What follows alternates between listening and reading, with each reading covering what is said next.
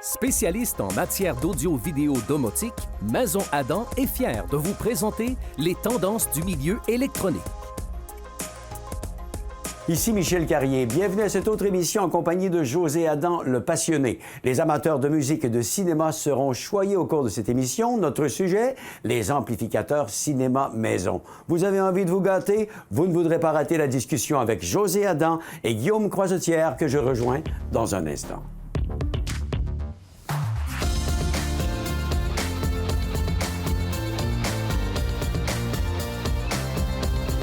Maison Adam. Nous allons, comme dirait l'autre, nous gâter cette semaine en compagnie de José. Bonjour, José. Bonjour, Michel. Et en compagnie de Guillaume. Salut, Guillaume. Allô, Michel. Quand je dis me gâter, c'est parce que quand je viens dans les salles de cinéma maison, à la Maison Adam, je me sens toujours fébrile parce que je sais qu'on va parler de choses qui sont super plaisantes. J'adore les amplificateurs cinéma maison, le cinéma maison et tout ça. Alors, c'est de ça qu'on parle aujourd'hui, Oui. des nouveautés et puis des fonctionnalités de ces appareils-là.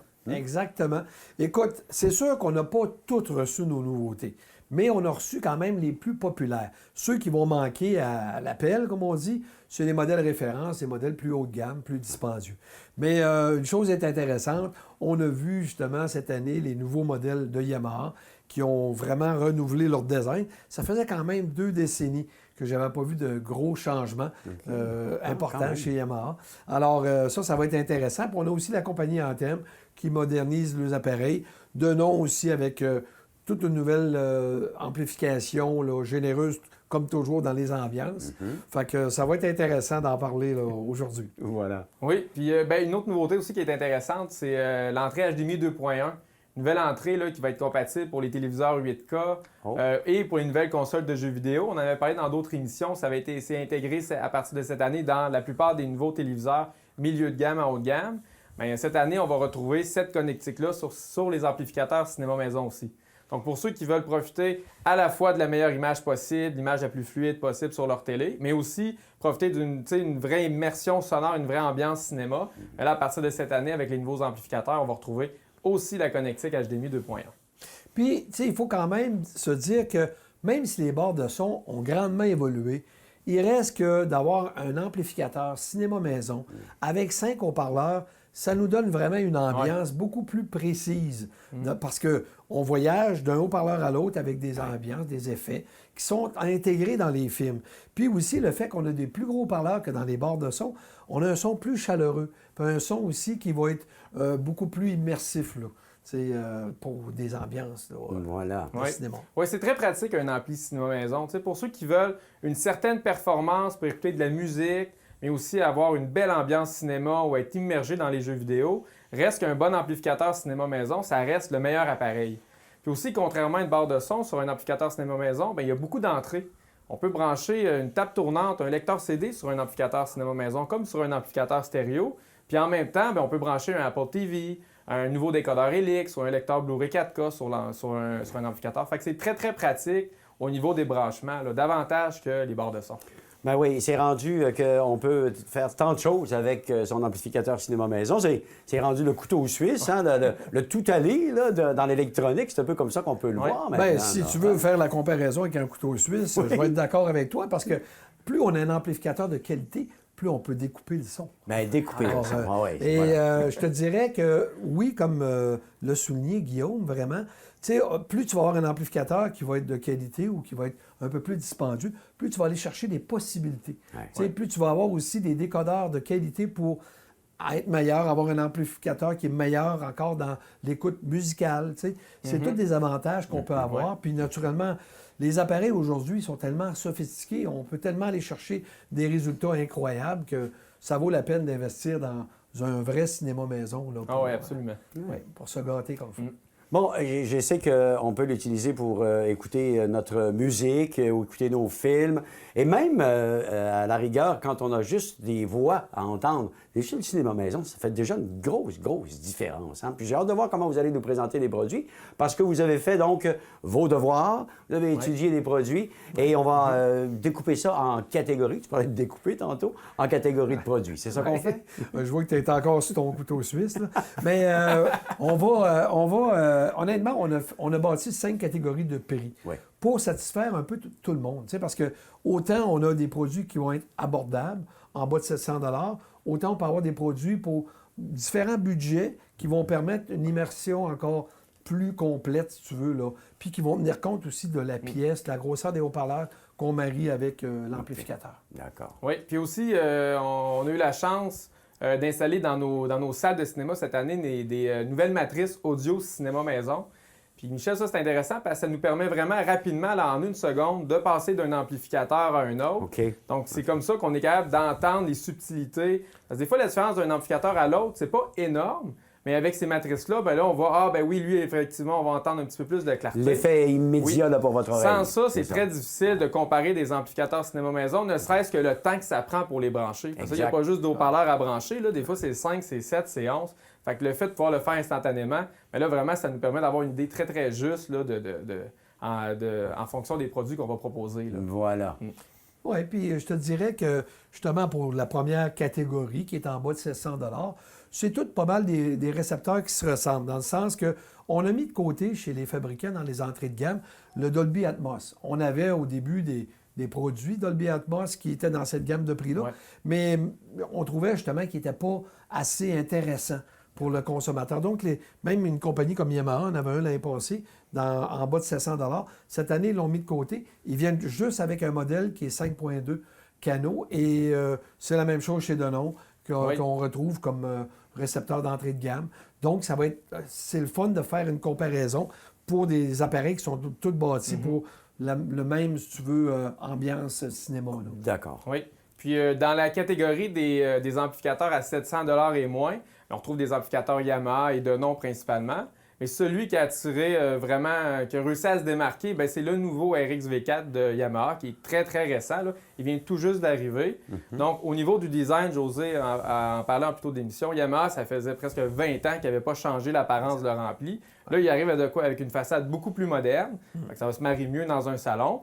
Mais l'idée, pourquoi on a aimé cet amplificateur-là, bien, c'est parce que technologiquement, il est très, très complet. Bien, d'une part, il y a une entrée HDMI 2.1. Fait que c'est compatible avec les nouveaux téléviseurs récents pour ceux qui ont des nouvelles consoles de jeu. Ça, c'est intéressant. C'est aussi un des rares amplificateurs sur le marché qui permet aussi de connecter des haut-parleurs arrière sans fil, comme une barre de son. OK. Donc, Ça, on c'est peut avoir un possible. peu le meilleur des deux mondes. Là. On a un amplificateur, on peut s'installer des vrais haut-parleurs filés, à gauche, droite pour le centre. Puis c'est vraiment pas possible d'installer des haut-parleurs arrière. On peut installer les haut-parleurs Musique 20, 50 là, qui sont juste derrière José. Et on peut les utiliser comme haut-parleurs arrière sans fil. Un peu à la manière des haut-parleurs sans fil qu'on trouve sur les barres de son. Fait que ça, c'est vraiment intéressant. Puis après, bien, c'est le détail. Yamaha, c'est des amplificateurs qui ont beaucoup de détails, beaucoup de finesse dans le son. Donc ça, c'est très, très pratique pour bien entendre les sons, les effets sonores dans un film, autant lorsqu'on écoute à bas volume qu'à haut volume. Donc le RX V4, c'est un très, très bon rapport qualité-prix là, à 700 et moins. Excellent rendement donc pour un produit entrée de gamme, mais il y a bien d'autres gammes, ce qu'on Oui. va regarder dans les prochaines minutes. Absolument. Parce qu'on va monter. On sait qu'ici, on peut entendre tellement de choses. On va aller jusqu'à la limite des possibilités qui sont disponibles. On vous revient dans un instant après la pause avec José et Guillaume à la Maison Adam. Maison Adam.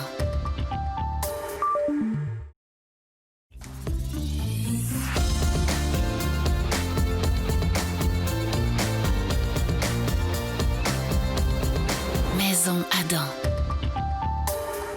Nous sommes de retour à notre émission en compagnie de José Adam et de Guillaume Croisetière. Messieurs, je vous retrouve pour parler des amplificateurs de cinéma maison. Oui. Et là, nous sommes rendus dans le milieu de gamme du produit. Oui, effectivement, c'est la bonne manière d'appeler cette catégorie-là. Alors?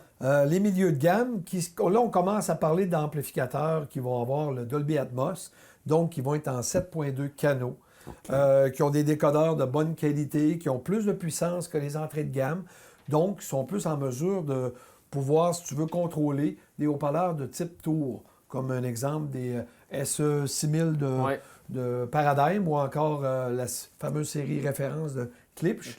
Donc, c'est des amplificateurs dans cette gamme-là qui sont capables d'avoir un bon son avec des plus gros parleurs. Oui. OK.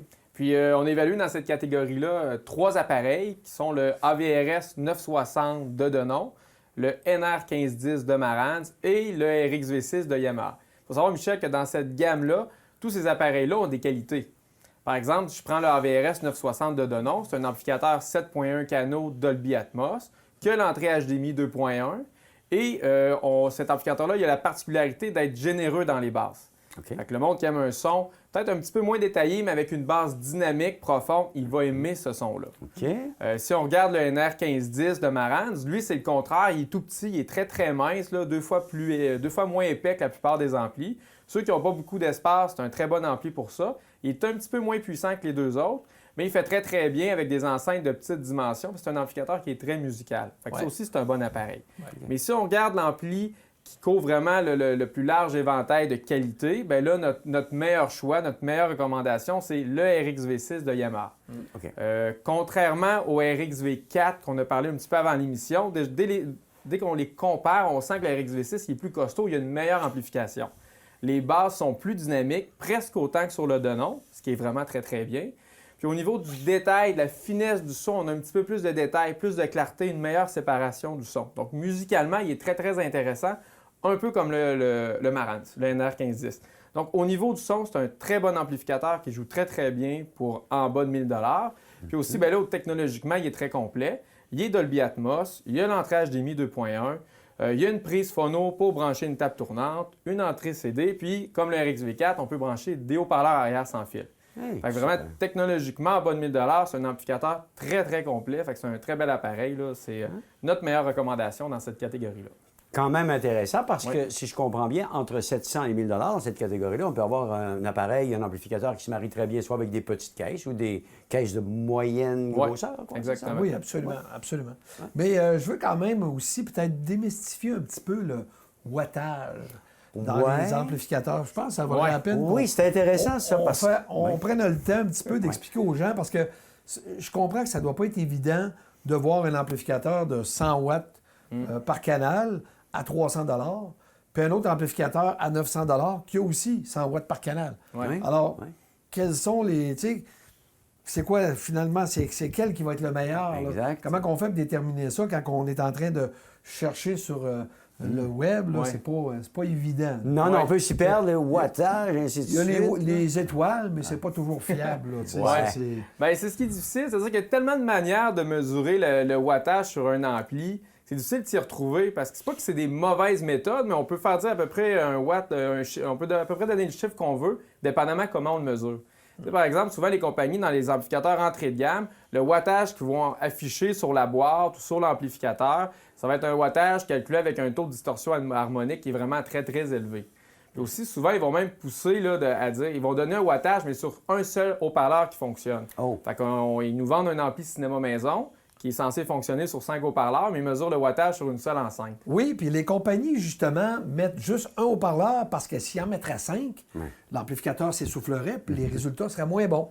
Oui, effectivement. Puis une autre chose qui est intéressante, c'est la résistance du haut-parleur. Elle aussi, elle peut faire varier le wattage d'un amplificateur. Par exemple, si une compagnie mesure la puissance d'un amplificateur sur des haut-parleurs qui sont à 6 ohms, l'amplificateur va donner, par exemple, 100 watts par canal. Mais si on mesure le même amplificateur sur des haut-parleurs qui sont à 8 ohms, l'amplificateur va donner 70 watts par canal. Fait que ça, c'est une autre méthode qui est utilisée pour jouer sur le wattage. En plein ça. C'est pas évident quand même pour le commun des mortels de se retrouver dans tout ça. Là. Comment je peux comprendre ça, José? Bien, ce qu'il faut retenir, c'est que regarder justement les mesures qui parlent de 8 ohms. Parce que la plupart des haut-parleurs sont en 8 ohms. Puis la distorsion harmonique est importante aussi. Parce que, tu sais, on voit des chiffres qui sont très bas. On voit des 0,09 % puis des 0,9 %. Mais il y a une grosse différence entre les deux, là. Ouais. Il y a 10 fois plus de distorsion au 0,9 que le 0,09. Ouais. Puis ça va être audible aussi. Fait que c'est pour ça qu'il faut en tenir compte de cette distorsion-là. Donc, quand on a les mesures à regarder, des spécifications, c'est-à-dire des amplificateurs, il faut tout regarder ces détails-là. Puis aussi, il y a des compagnies qui ne mettent pas toute la bande passante, c'est-à-dire de 20 Hz à 20 000 Hz. Ils vont mettre une fréquence spécifique parce que le wattage, c'est là qui est le plus haut. Donc, ils vont choisir 1 kHz parce que les fréquences en bas de ça sont beaucoup plus dures de donner, si tu veux, un pic de wattage à 100 watts. Fait que c'est toutes des petites affaires à surveiller. Ouais. Et naturellement... Il y a aussi une autre petite chose là, qui est particulière. Souvent, les gens vont acheter un amplificateur et disent ouais, mais là, j'achète un amplificateur 11 canaux. Pourquoi ça ne me donne pas la puissance réelle par canal en simultané? Les compagnies vont toujours donner le vrai wattage, va toujours être mesuré sur 2 haut-parleurs.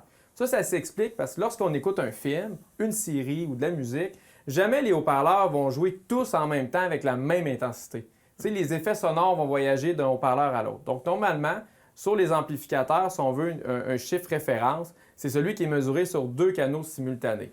La plupart des compagnies vont offrir cette donnée-là. On a aussi la qualité des composantes dans un amplificateur qui sont importantes.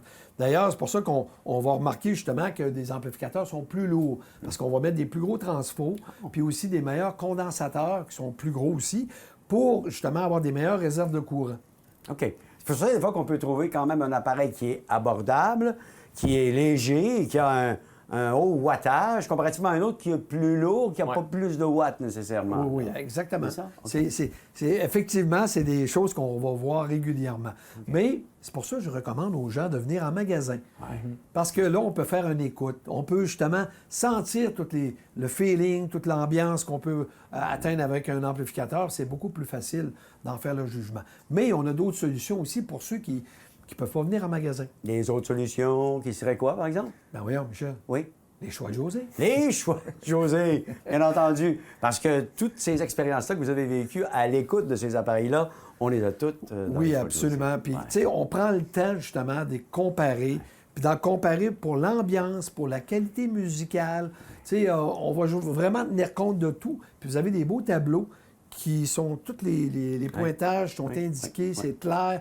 Vous pouvez tout aller lire les tests qui ont été faits sur chacun des produits. Donc, moi, je trouve que c'est un très bon guide pour les consommateurs. Oui, c'est pas facile de s'y retrouver, justement, quand on entend des experts comme vous nous parler de toutes ces facettes, en fait, des appareils, là, que ces chiffres-là, qui, pour nous, là, ne veulent pas dire grand-chose. Souvent, bien là, vous venez de nous donner une explication quand même qui se tient très bien.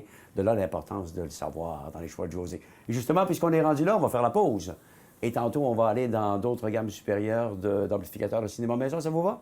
Absolument. On s'arrête un instant, puis on vous revient avec cet intéressant sujet. Maison Adam.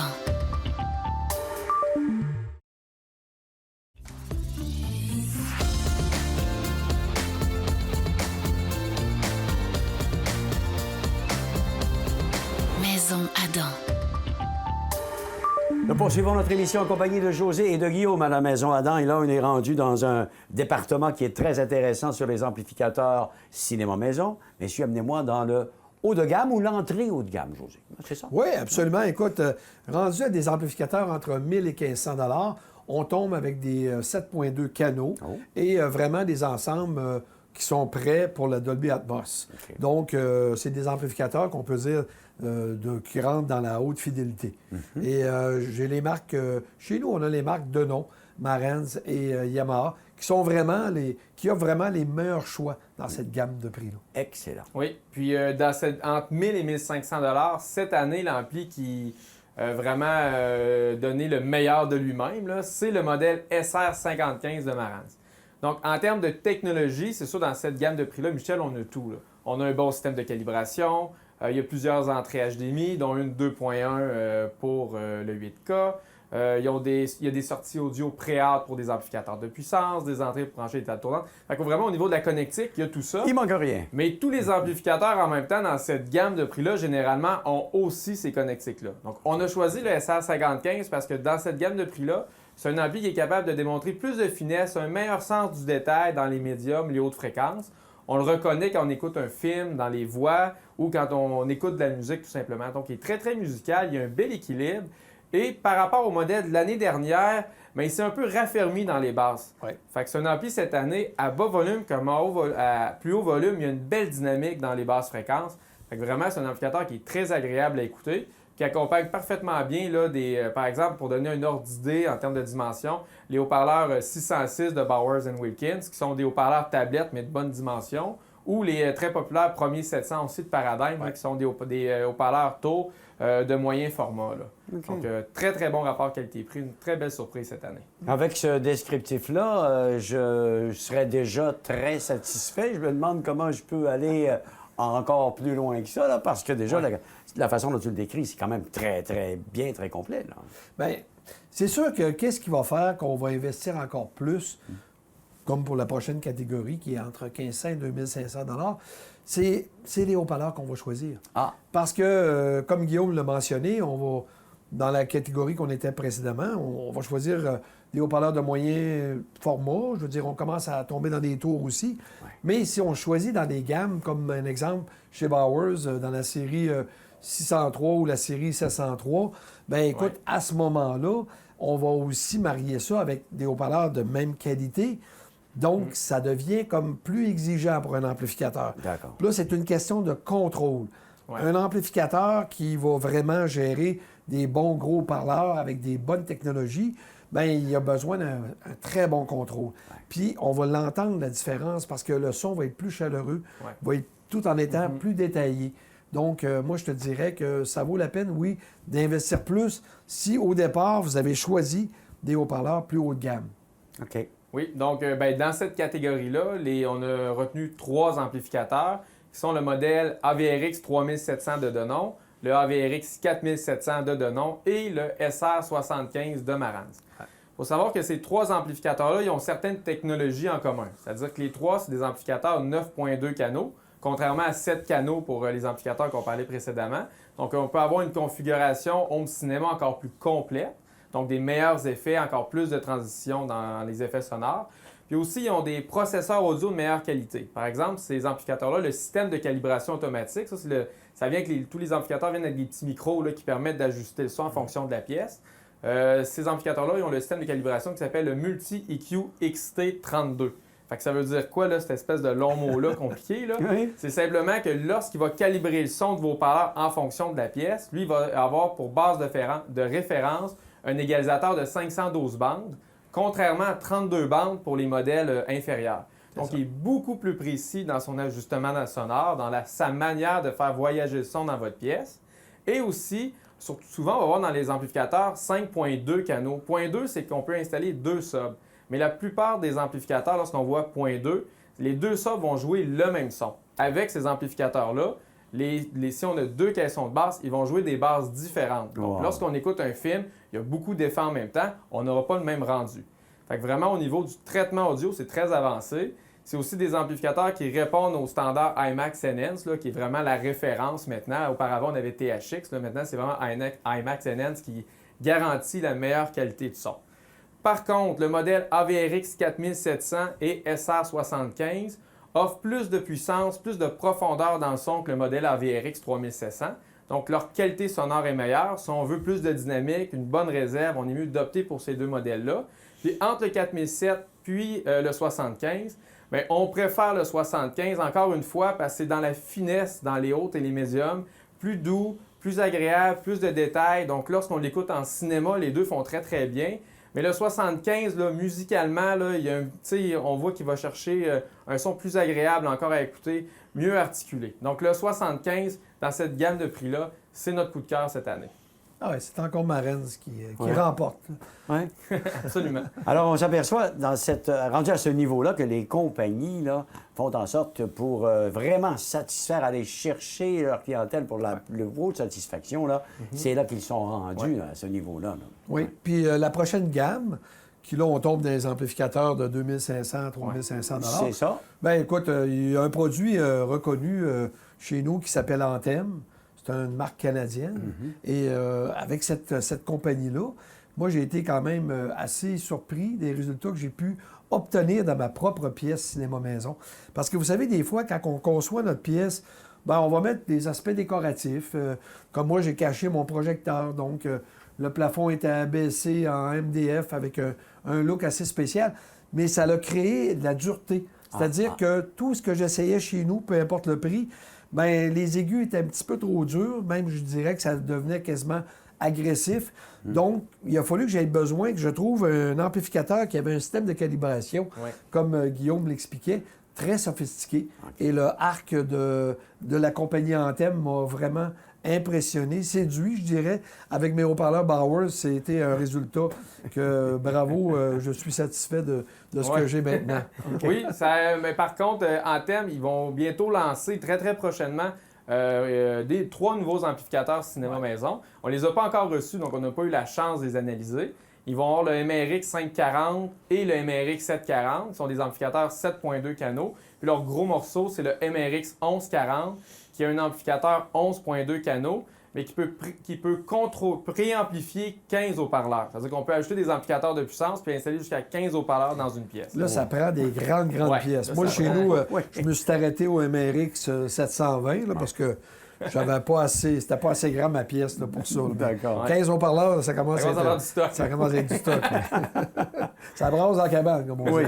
La prochaine catégorie, justement, on n'a pas tous les appareils, comme on l'a mentionné tantôt. Donc, je vais laisser Guillaume nous parler justement des 2 appareils qu'on a reçus, qui sont vraiment, honnêtement, des appareils de très grande qualité. Oui. La bataille a été serrée. Oui, c'était serré pas mal. Là. On a encore Marantz et Denon, on a reçu leur nouvel amplificateur, le SR7015 de Marantz et le AVRX 6700 de Denon. Des gros amplificateurs de très, très bonne qualité, les meilleurs processeurs possibles, des systèmes de calibration audio très avancés. En comparaison, encore une fois, on voit que le Marantz AVR 7015, musicalement, lorsqu'on écoute de la musique en stéréo ou sur 5 haut-parleurs à la fois, plus de finesse, un petit peu plus doux dans les hautes fréquences. Sauf que là, le Denon, il y a un avantage quand même considérable. L'amplificateur, il est 11.2 canaux plutôt que 9.2 canaux. Bon. C'est le seul amplificateur, à notre connaissance, en bas de 4000 qui peut amplifier jusqu'à 11 haut-parleurs. Ouais. Donc ça, comme là, on parle d'amplificateur cinéma maison, bien, c'est sûr qu'il y a quelqu'un qui dit « Moi, je veux un bon ampli, puis je veux en mettre des haut-parleurs, j'en veux des effets. Mais le AVRX 6700 va permettre des meilleures transitions dans le son.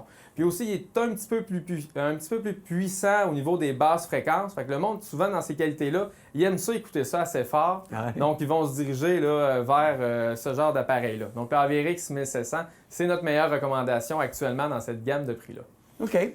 Puis, je te dirais aussi, Michel, que sur le site, les gens qui veulent continuer de nous suivre sur Facebook vont pouvoir voir des tests qui vont se rajouter tout au long de l'année 2021 avec les nouveaux modèles qui vont arriver que Guillaume vient de mentionner. Yamaha aussi qui va avoir des modèles qui sont à remplacer dans la série RXA. Et je vous dirais qu'on va aussi faire un test d'une nouvelle bête qui est arrivée, qui est vraiment fantastique. Là. Oui. C'est l'amplificateur anniversaire, 110e anniversaire de Denon. 110e anniversaire de Denon, monsieur. Ils ont produit ça? Non, ils n'ont pas commencé avec du cinéma maison, ça, je suis persuadé. OK, pas au début. Mais je peux te dire que ça, c'est vraiment une bête là, pour mettre de l'ambiance dans un... Peu importe la grandeur de pièce. On va la tester dans un instant. Parce qu'on sait très bien qu'on peut aller sur maisonadam.ca pour avoir plus de détails. Les choix de José, bien entendu. Et toutes ces analyses de la part des experts dont on a parlé aujourd'hui. Ça paraissait compliqué, mais vous allez voir, vous allez tout reconnaître là-dedans. Merci de nous avoir regardés, tout le monde. Messieurs, on en a assez parlé, on se paye une traite, OK? Attache ta tuque. OK, je m'attache. C'est parti. Attention. Wow! Va me chercher un popcorn. Okay. Avec un gros coke. Non, le gage. OK. Ah. Ça va décoller. Ah oui. On est au cinéma. C'est vrai.